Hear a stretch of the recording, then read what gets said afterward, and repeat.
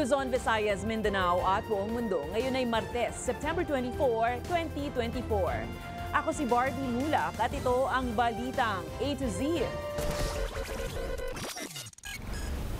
Kinukumpirma nyo na Chino ang nationality nyo? 我确认。 Yes, I confirm. Binansagang arkitekto ng illegal Chinese operations sa bansa na si Tony Yang. Inaming pineke ang Filipino birth certificate. Mga negosyo sa Pinas, front ng Pogo ayon sa PAOK. Bagong printers ng Comelec dumating na. 1 milyong balota para sa 2025 midterm elections. Kayang iimprenta kada araw. Sa bisperas ng OVP budget debate, VP Sara, mag-resign na lang daw kung walang paki sa trabaho, sabi ng ilang kongresista. Cassandra Ong, emosyonal nang mabanggit sa Senado ang kanyang yumaong ina. Kim Chu, biyaheng South Korea, tatanggap ng parangal mula sa Seoul Drama Awards. At sa showbiz, Atayde family, may bagong celebrity baby.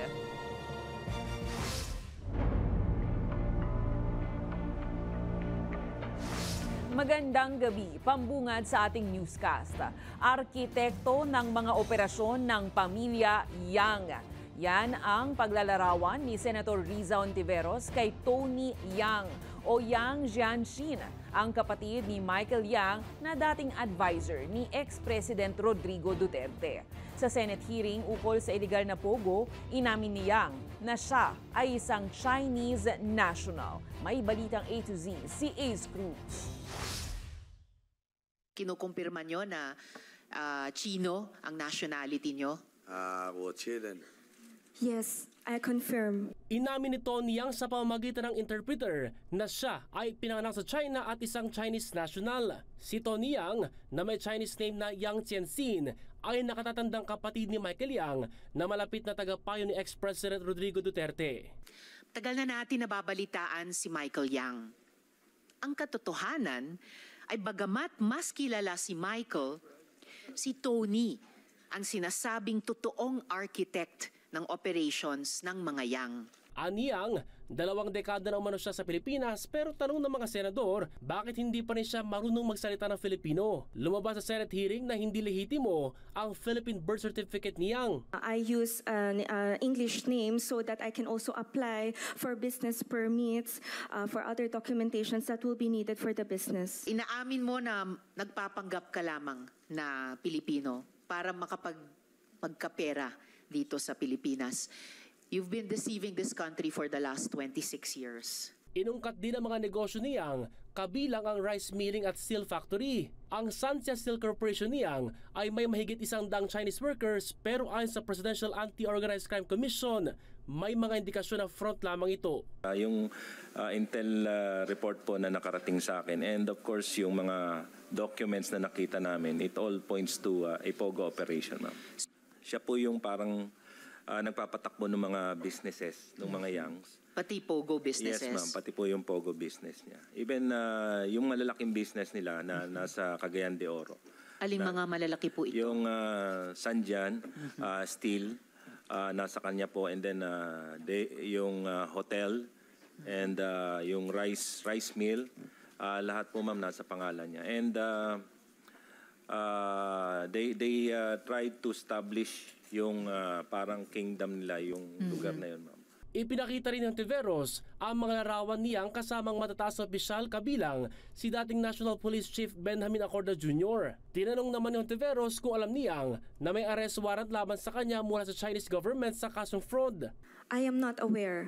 Yung mga law enforcement authorities namin, yung mga high officials namin sa gobyerno, alam nila yung mga bagay na yun. So, in relation to the photos I talked to you about, I really wonder what our high officials in government are doing fraternizing with a wanted fugitive. Naaresto si Yang sa NAIA noong September 19 kung saan kasama sa mga nakumpiska ay ang kanyang Chinese passport. Patuloy naman ang investigasyon ng PAOK sa kaugnayan ni Yang sa iligal na pogo at droga, pati na ang posibleng koneksyon niya kay dismissed Mayor Alice Guo. Para sa Balitang A to Z, Ace Cruz. Biktima. Ganito naman ituring ni dismissed Bamban-Tarlac Mayor Alice Guo ang sarili nang matanong kung ano ang naging papel sa iligal na pogo sa bansa. Ayon kay Guo, wala siyang kinalaman sa anumang aktibidad na iniuugnay sa kanya kabilang ang posibilidad na ginagamit siya ng international syndicate. Bago matapos ang lagpas 5 oras na pagdinig ng Senado ngayong Martes, pinagbigyan ng mga senador si Guo ng executive session para sabihin ang ilang impormasyon na hindi masabi sa public hearing dahil sa umano'y banta sa kanyang buhay. Ikaw ba ay mastermind o willing ka ba magsabi kung talaga meron nasa likuran ng whole operation na ito? Your Honor, hindi pa ako mastermind. Masasabi ko po, isa pa akong victim. Naipasa na ng Senado sa Bureau of Immigration ng kustodiya ni Sheila Guo o mas kilala rin bilang Chinese national Zhuang Mier na sinasabing kasabwat ni dating mayor ng Bamban-Tarlac na si Alice Guo sa illegal na pogo operations. Nangyari ito matapos bawiin ng Senate Committee on Women ang contempt order laban kay Sheila Guo sa huling pagdinig ng Senado ukol sa illegal na pogo. Matatanda ang inaresto si Sheila noong Hulyo matapos tumangging humarap sa Senate hearing at kalaunay nakatakas sa Pilipinas bago mahuli sa Indonesia nitong nakaraang buwan. Sheila Guo, the Senate's contempt order on you is lifted. And I direct the OSAA to transfer your custody to the Bureau of Immigration, pursuant to the mission order issued by the Bureau against you.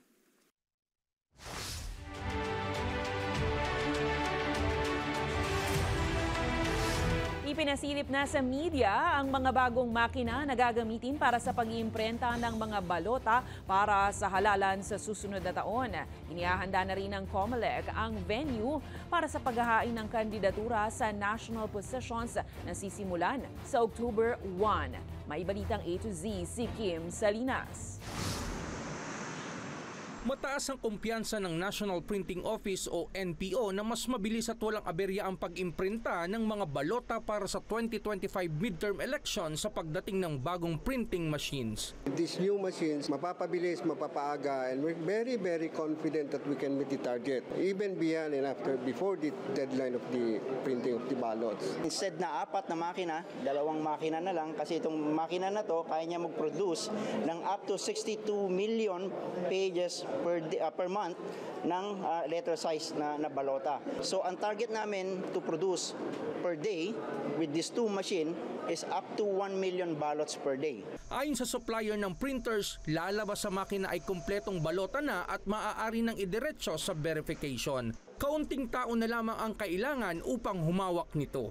Dumating na dito sa National Printing Office ang HP PageWide Advantage 2200 na layong makapag-imprinta ng balota para sa 2025 midterm election ng 1 milyong balot kada araw na target matapos ang 73 million sa loob lamang ng 3 hanggang 4 na buwan. 17.88 billion pesos ang kabuuang budget ng COMELEC para sa lahat ng election paraphernalia sa halalan sa susunod na taon. Ayon sa COMELEC, nakabundle ang printing machine supplier sa kontrata sa automated election provider na Miro Systems. Samantala, nagsagawa na ng inspeksyon ng COMELEC official sa 10th City ng Manila na siyang venue para sa filing of candidacy para sa national positions. Magsisimula na ito sa October 1. May paalala naman ng COMELEC sa mga maghahain ng kandidatura upang makaiwas sa siksikan. Na 3 pwedeng isama ng isang nagpa-file ng candidacy.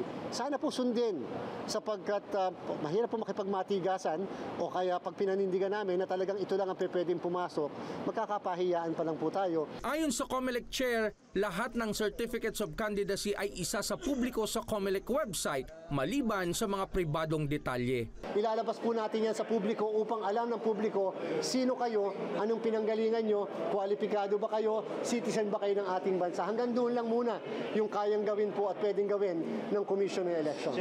Layunin ng bagong hakbang na ito na makilala ng publiko ang mga kandidato sa 2025 midterm election, national man o lokal na posisyon. Para sa Balitang A to Z, Kim Salinas.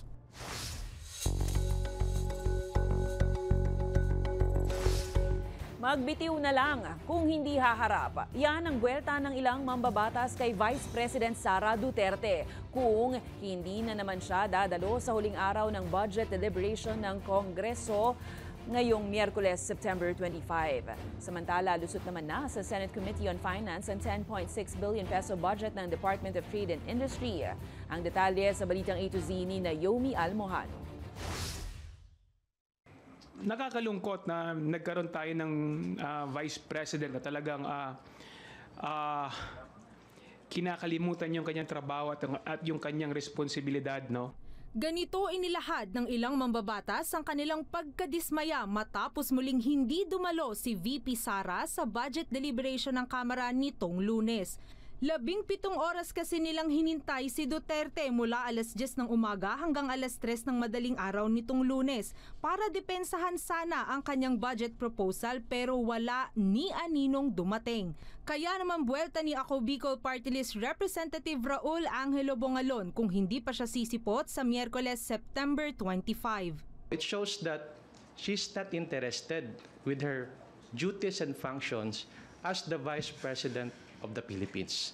So kung ganyan po yung lumalabas, probably we can ask her to step down as the Vice President. Sinang-ayunan naman ni House Deputy Speaker David Suarez ang sentimiento ng ilang miyembro ng Kongreso. Well, that's clearly a clear sentiments being shared by a lot of members. Gayunpaman, nilinaw ng mga mambabatas na wala pa namang usapang impeachment dahil meron pa siyang hanggang Miyerkules para dumalo at ipagtanggol ang kanyang budget bago mag-recess ang Kamara. Samantala, aprobado na sa Senado ang 10.6 billion peso budget ng DTI para sa 2025, habang pinayuhan din ni Senator Mark Villar na i-require ng mga online platforms na i-disclose ang mga impormasyon ng mga seller para masigurong ligtas ang mga consumer. Kailangan talaga natin protektahan ng mga consumers na bumibili online, which kasama sa bill yung paglista ng mga sellers, 'di ba? So, kailangan natin magkaroon ng database ng mga sellers. Pinaghahanda naman ng Senado ang Department of National Defense ng wishlist para sa dagdag budget nito. Kalakip ang modernisasyon ng military at pagpapalakas ng presensya ng Philippine Navy sa West Philippine Sea. Inaprubahan na ng Senate Committee ang 258.16 billion peso proposed budget ng defense para sa plenary deliberations. Para sa Balitang A to Z, Naomi Almojano.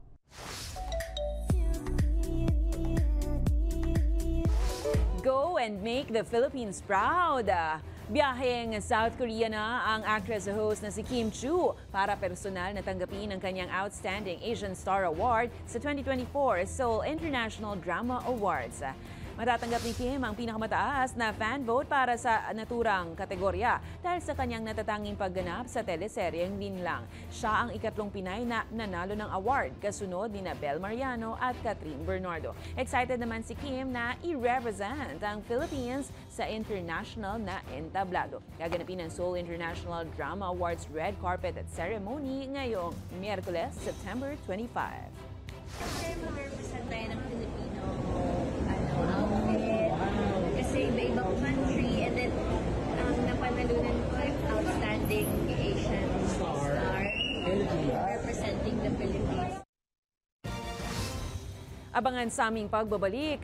Kahit hindi nagpapakita, Harry Roque tinawag na desperate act ang kasong disbarment na inihain laban sa kanya. At Cassandra Ong, bakit nga ba naluha sa kasagsagan ng pagdinig sa Senado? Abangan ang kumpletong ulat sa pagbabalik ng Balitang A to Z.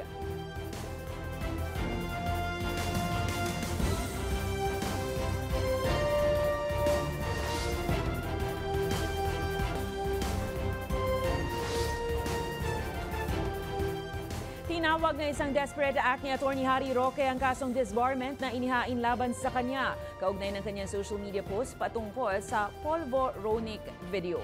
Sa inilabas na pahayag ni Roque sa kanyang Facebook page ngayong Martes, kahit na hindi siya nagpapakita ngayon, sinabi niyang protektado ng free speech ang inilabas na video noon na naglalaman ng mahalagang issue sa national security na dapat raw na pag-uusapan. Anya, hindi raw ito pinapatunayan na isang adik ang Pangulo dahil walang ebidensya na nagpapakita patungkol sa kanyang paggamit. Dagdag ni Roque, pinupulbos siya ng Quad Committee dahil sa naturang video na isa lamang daw na paninira laban sa kanya. Samantala, inaasahan naman ni dating Cabinet Secretary Atty. Melvin Matibag na magiging oportunidad ito para magkaroon ng malinaw na batas kung paano nga ba dapat kumikilos ang mga abogado lalo na sa social media. Lahat kaming abogado may obligasyon to protect the judiciary, to protect our ranks from anything na makakasira. Dahil mataas ang standard ba as a lawyer. It's a privilege to practice law.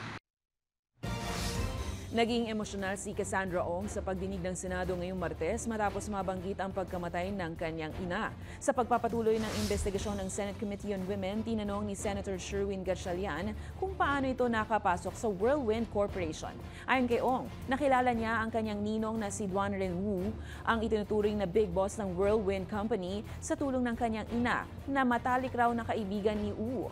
Ito ang naging dahilan para makapasok si Ong bilang representative ng Lucky South 99 pagkatapos ng pagkamatay ng kanyang ina noong 2017. Inamin naman ni Ong na nasa 58% ang share niya sa Whirlwind Corporation na nagpapaupa ng lupa sa Lucky South 99 Pogo Hub sa Porac, Pampanga. Si Ong ang itinuturing na isa sa mga itinuturong sangkot sa illegal na Pogo operations sa bansa. Kasalukuyan namang nakadetain sa House of Representatives si Ong dahil sa hindi niya pagdalo sa Pogo Pro. If I may, Senator Sherwin, bakit ka naiiyak, Miss Cassandra? Nung time na yun, kakawala lang ng mom ko, sorry. Nawala as in, nag-disappear sila or namatay sila? Namatay mom ko. And then yun yung panahon na dumating si Duan Ren Wu.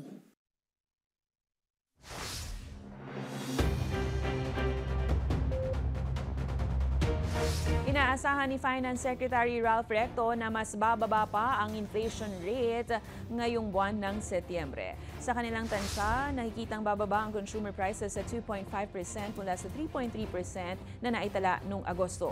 Ayon pa sa kalihim, maaaring magbukas ng pagkakataon ng pagbaba ng inflation para mabawasan pa ang interest rates ng Bangko Sentral. May nakatakda namang pulong ang BSP sa Oktubre kung saan posible pang bawasan ang interest rates. Normally, seasonal naman yan. Tuwing fourth quarter, tumataas ang konti. Pero like I said, we expect it to be within the target range of the BSP of anywhere between 2 to 4%. So for the full year, we're looking at the total inflation rate to be about 3.4%, more or less. Samantala, inaasahang ring bababa ang presyo ng bigas sa hanggang 7 piso kada kilo sa Enero ng susunod na taon, kasabayan ng pagbabawas ng taripa sa imported na bigas simula nitong Hulyo. Mula 35% magiging hanggang 15% na lang ang taripa sa mga angkat na bigas ayon sa Department of Agriculture. Ayon pa kay Agri Secretary Francisco Tiu Laurel Jr., magsisimula ang pagbaba ng presyo sa Oktubre, ngunit mas mararamdaman ang buong epekto nito pagsapit ng unang buwan ng 2025. Paliwanag ng kalihim, bahagyang bumaba na rin ang presyo ng bigas sa pandaigdigang merkado at nagsisimula ng maubos ang stocks ng mga mahal na nabiling lokal at imported na bigas, kaya't inaasahang mas bababa pa ang presyo nito sa mga susunod na linggo. But para sa akin, 5 to 7 pesos ang range. So I'll put it at 5 pesos na dapat bumaba. Kung 52 ngayon ang kunyari ang bigas, dapat by January nasa 48 na lang yan. Kung 50 ang bigas ngayon, 45 dapat yan by January. Yan ang aking estimates. Thank you.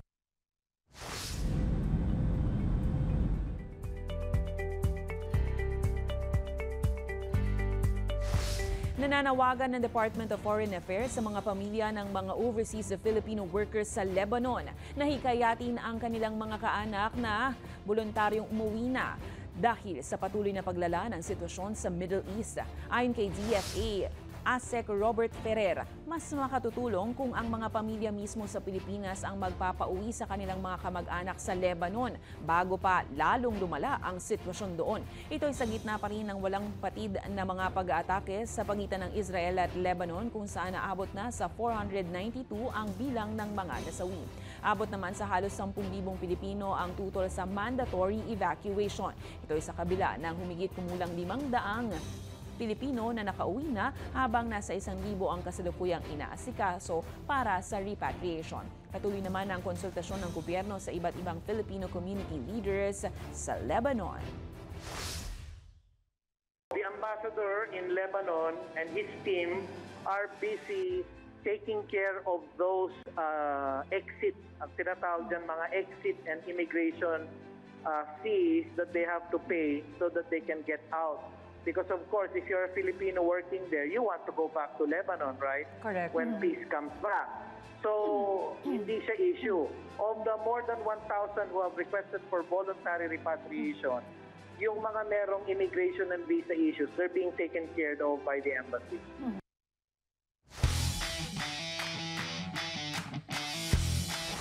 Muling sasabak sa laro si Joe Devance para sa Barangay Ginebra, San Miguel sa pagsisimula ng kampanya para sa quarterfinals ng PBA Governors Cup. Ito ay matapos ang anunsyo ng PBA Board na kinuha muli ng Ginebra si Devance na nagretiro na sa paglalaro noong June 2022. Papalitan ni Devance si rookie Paul Garcia na inilagay sa unrestricted free agent list para makatanggap pa rin ng sahod. Mula rito, pupunan naman ni Devance ang huling slot and team para sa quarterfinals. Tutulong si Devance sa koponan na kasalukuyang nagkukulang sa puwersa ng big men dahil sa injury ni na Isaac Go, Jamie Malonzo at Jeremiah Gray. Maglalaro ang Ginebra sa Game 1 ng Best of 5 Series kontra Meralco Bolts sa Huwebes, September 26. Susunod, mag-ipon na official light stick ng Nations Girl Group na BINI. Darating na po sa Oktubre. At aktres na si Rhea Atayde nagsilang na ng kanyang first baby. Manatiling nakatuto, kayo ay nanonood ng Balitang A to Z.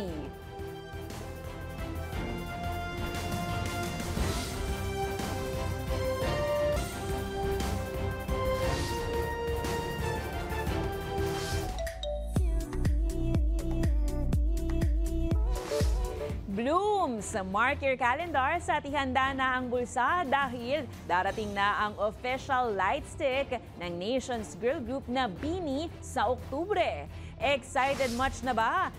Oh hey there, misteryoso na ba ang lahat? Kuhang-kuha ng BINI ang excitement ng kanilang fans matapos i-upload ang misteryosong teaser ng kanilang light stick. Sa teaser, makikitang lumiwanag ang isang box na may logo ng BINI pagkabukas ito. Talagang cherry on top kung maituturing ang release ng light stick sa Oktubre dahil sa gaganapin ding 3-day sold-out Grand BINIverse concert ng BINI sa Smart Araneta Coliseum.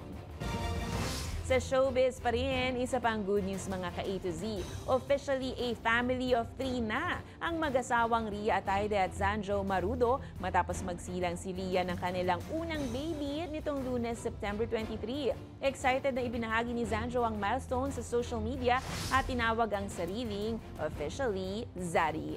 Sa kanyang video, makikitang itinutulak ng mga nurse si Rhea at ang baby pabalik sa kwarto. Mukhang lucky number din ng pamilya ngayon ang 23 dahil lahat sila, ipinanganak pala sa ika-23 ng kanilang birth months. Tunay na meant to be. Kaya congratulations to the new parents, Rhea and Zanjo.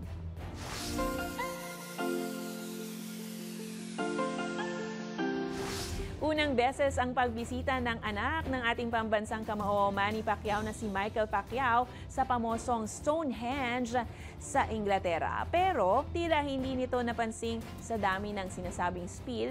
Nako, wala atang na record. Panoorin nga natin ang kanyang vlog.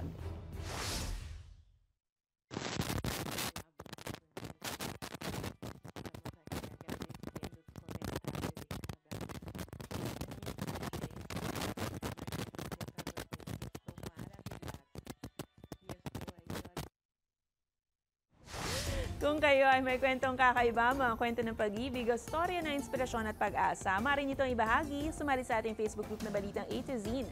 Panoorin ang replay ng ating programa at sundan ang ating social media pages. Hanapin ng Balitang A to Z. Ang ating pabaong quote of the night ay mula sa isang diplomat philosopher na si Benjamin Franklin. Sabi niya, kung walang tuloy-tuloy na paglago at pag-unlad, walang kahulugan ang mga salitang pagpapabuti, tagumpay at pagtupad. At yan na ang mga balita at impormasyon, mga kwentong may dalang inspirasyon na tinutukan ng Balitang A to Z. Ako si Barbie Mula, maging maalam, makialam. Magandang gabi sa iyo, Pilipinas!